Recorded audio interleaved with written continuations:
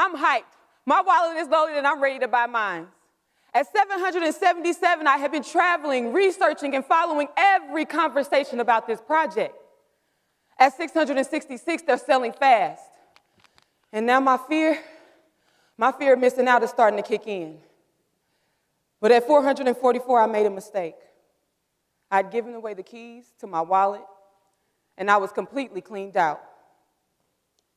So at 222, I ditched the old wallet and I started completely over because I was committed to owning my first NFT. Now at 111, I tried to connect my wallet to the site. It wasn't working. And at 66, I didn't have enough cryptocurrency to cover the gas fee, so at 44, I just loaded the wallet some more, and then I called the developer. And at 22, that sellout is on the rise, and I hear the cheers, the excitement, and yet I still don't have mine. And then 11, I'm crying. I feel scammed. And to me now, this space is a fraud. So at 3, I pick myself up and I try again. At 2, I click the buy button. And at 1, my mint is successful. And now, ladies and gentlemen, I am a fly on the wall and I cannot be swatted. Now, this was my first experience buying an NFT. What the fuck is an NFT?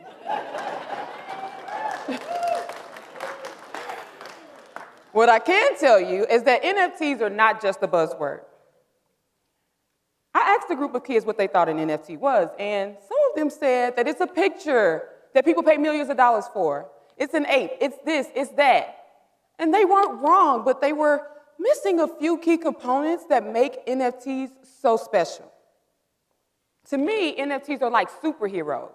There are these wondrous sightings of them, right? It leaves you kind of questioning their existence, but the impact is what makes them believable. So tonight I'm going to walk you through how I went from a fly on the wall to a sensei in NFTs. Now, I don't have a tech background, okay? I'm a photographer, I'm a former teen mom, a creative, a storyteller. So I'm going to explain this in layman's terms. So do me a favor and keep up with me. First, I had to learn a few definitions like NFT, which is a non-fungible token. It's a unique identifier that allows for people to verify authenticity and ownership. It can't be copied, substituted, or duplicated. Now, this digital asset, it leverages something called blockchain technology. What is blockchain? Well, blockchain technology is something that's spearheading products like NFTs and cryptocurrency. It is decentralized. So that means that data can be stored, tracked, and recorded in multiple places. Because you see, when data is in one central place, it has the ability to be restricted and controlled, but the blockchain is transparent and accountable. So it allows for you to see everything that's happening. The other term I had to learn was cryptocurrency, which is a currency that we use to buy, sell, and trade NFTs like Bitcoin, Ethereum, Solana. And then the other term is mint, which is the action of buying or posting your NFT onto the blockchain. Let me give you an example. I'm a photographer, as I said earlier, and I capture pictures all day, and I post them on Twitter, Instagram, Facebook. And in my profession, if I want to keep my images clean, I don't add my watermark. So how do you know that I took that image? Well, we could use something like metadata, which has the date, the time, the location, even the camera that I used. And the easiest example I can give you of metadata is the information that you see on your phone when you take a photo. It has the date, the time, location. This is similar to the blockchain. It has all of those details, except for anybody can see it. It's transparent. It also has information like sales price of the NFT, the wallet addresses that that NFT was transferred to. Okay?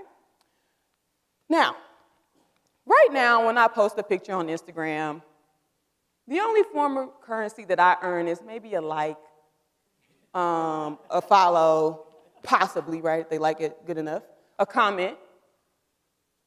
I can't make no money on that. But let's say I had a community of 500,000 followers, and each of them supported what it is that I do. And I minted my NFT or photograph onto the blockchain and sold it for $1. And let's say all 500,000 followers actually bought that NFT. I've now made $500,000, right? That's appeasing. Okay? Now, I had to slow down because I was dream chasing. I had to ask myself, why would I buy an NFT? Well, in some cases, it provides exclusive access to people, networks, clubs, communities. And then in other cases, it has these play-to-earn qualities. But the biggest attraction for me with NFTs was a royalty. Now, I had only heard about this in music, publishing, writing. And in the NFT space, the premise of a royalty is that when I sell my NFT on the primary, and then my collector actually sells it on the secondary, I can earn up to 10% of that sale every time it's sold. That's a huge benefit because I can continue to make money off something that I made, right? Okay. Now, to my collectors, it's a you're welcome because now I've provided you with something that you can profit off of. All right, y'all, so we moving and shaking. I know the definitions. I know why I'm going to buy me an NFT, but I can't quite shake this feeling of the Wild Wild West. Remember when I said earlier that I gave my keys away and I was completely cleaned out? I did that. I had been in Clubhouse for months, and the reoccurring theme was to write down the keys, put it in a journal, lock it in the vault, weld it in metal. And when I say keys, I'm not talking about the kind that jingle. I am talking about these 9 to 13, up to 24 keywords that you're given when you open up your crypto wallet for the first time. I took a step back, went to Twitter, the worst place to ask for help when I wanted to buy my first NFT. And I thought that a bot was customer service, which does not exist in this space. I wrote all 13 of my keywords down in the Google form, looked up, and my money was gone. So, I want to encourage you to protect yourself in this space, okay? There are a few cybersecurity hygiene things that you need to make sure that you're following. Some of them you already know, like not connecting to public Wi-Fi to access sensitive information or clicking on random links. But in this space, we're going to talk about diversifying your wallet asset storage. Now, there's two kinds of wallets. There's the hot wallet, and then there's the cold wallet. Now, my hot wallet, it stays online. We only encourage these for transactions only, where I can buy, sell, trade, transfer the NFTs. But then we have our cold wallet. It looks kind of like a USB. I plug it into the back of my computer. I do what I need to do as far as transferring my NFTs from my hot wallet to the cold one, and then I disconnect it. Now, this makes me less vulnerable because it's not sitting online. My assets aren't just sitting there. So I want to make sure that you protect your neck out here because it really is the Wild Wild West. So let me introduce you to some of my favorite hustlers and my not-so-favorite hustlers. So I'm going to start with my favorites. We have Logic. He is the creator of the Plug NFT, right here from St. Louis. He actually was one of the first to gamify NFTs. And so the longer that you actually hold on to this NFT, it changes statuses. In the Twitter space, we call that holding on for dear life. In October of 2021, Logic released 888 of his NFTs. This man sold out in less than 24 hours. And at that time was a little over $300,000 that he made. I don't hear y'all. less than 24 hours, $300,000? Yeah, okay. Now, because Logic had a community of supporters, he quit his job as a creative director at Google. So, in addition, let's say I decide to take this cute little train ride from St. Louis down to Chicago. And I visit V at 5 Coffee. Well, when I verify that I own the plug NFT, I can save up to 15% off my purchase. Or let's say I go to an event of his, which I have, and Chance the Rapper was there, but because I was the owner, I got VIP access. You see, the more relationships that the brand builds, the person that builds the brands have, the more benefits I have as a collector. You see what I'm saying? All right. So let me move on to Latasha, an independent music artist. She went from making 0.25 cents on YouTube, nothing on Instagram, to selling her first music video NFT for $1,000. Her second one for $11,000. Her third one for $40,000. And her fourth one for $20,000. Talk about somebody blazing the trail in NFTs and making a profit as a music artist because they have direct access to their community. That's huge. I would sit in these Twitter spaces and I'm hearing people, the cheers.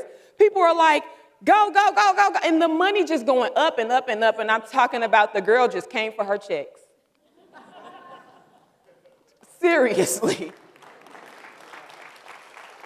And I said she was an independent music artist. So now labels are knocking on her door. Now let me give you a not so favorite hustler, Meta World. They actually have this metaverse that gives you these beautiful naturistic views of, you know, water, greenery. You can live in a glass house if you want to.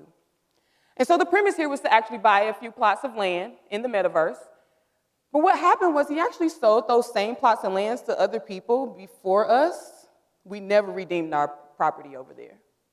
It's a problem because there were no red flags that made me believe that I shouldn't invest in this project. However, this is lessons. Do your own research before you get in, okay? All right, so now I've begun actually introducing my ideas to the world. I've begun minting my own NFTs. You see, NFTs are a tool to introduce new and improved ways of problem solving, making social impact, collaborations, and of course, you gotta make that moolah. Through a successful inducement of fear, people have become overnight millionaires. And learning this new technology is exciting. And I told you already, it doesn't require any background in tech. However, it does require good cybersecurity hygiene, patience, open-mindedness, and a willingness to adopt new attitudes. I had a conversation with someone the other day who was completely confused about NFTs, and they didn't quite understand the purpose. And what I realized is that the gap in understanding here was the acceptance for creator-determined value for a digital work or an asset. For so long, society has placed higher values on artists when they're no longer here, or just this select few out of the bunch. However, NFTs have given artists the opportunity to connect directly with collectors, supporters in their community so that they can profit and do what it is that they do best. I look at NFTs like an artist having their own Facebook. You own your own data. You determine your own stock prices. And then you provide in real life and virtual experiences to people that they wouldn't ordinarily take time out to explore.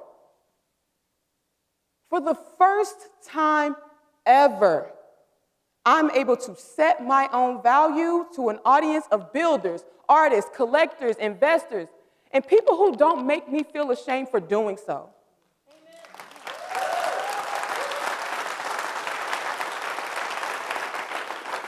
These are people who want to work together without the facilitation of some third party or some agency. They welcomed me with open arms. They gave me a feeling of acceptance. And they cheered me on in my success without any prerequisites. See, for a long time, I've been surrounded by people who have set my value for me. And for me, that's been employers who have this long list of qualifications that then they use to determine my worth for a position that they want to hire me for. And then after they hire me, they fire me for being too authentically me. Now, you see, that never gave me the courage to actually set my own value. In fact, that made me disposable. but not anymore. NFTs have changed that mindset for me. See, when I came into this space, I didn't become an NFT anything.